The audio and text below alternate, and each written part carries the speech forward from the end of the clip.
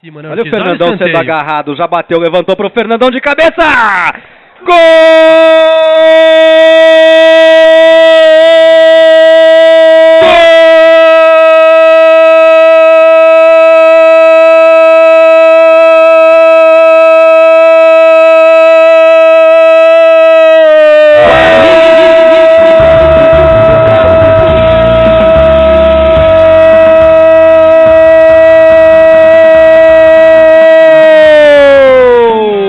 Do Bugre!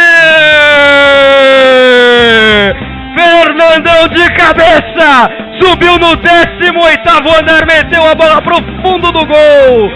Aberto o placar, Marcelo Melo! Aberto o placar na arena da Fonte do Brinco de Ouro da Princesa! Fernandão na cobrança! Cobrada pra grande área aí, Kleber. Deu zica.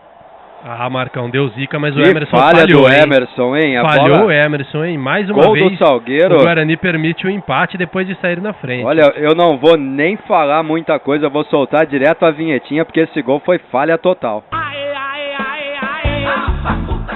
Mais uma vez, uma falha de um jogador do Guarani, dessa vez o Emerson. E o gol de empate pouco tempo depois de abrirmos o placar, cara. Ah, tá de brincadeira, né, Ortiz? A falta cobrada pelo camisa 6, Piauí.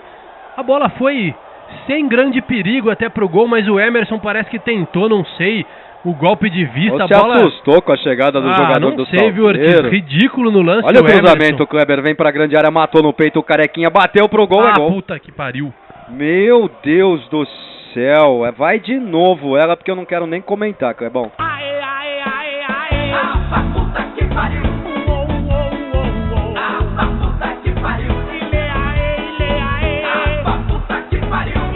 Cansei, hein, Kleber? Ah, não dá, né, Ortiz? O time mal posicionado, ou falha de marcação, ou zaga de papelão, Kleber.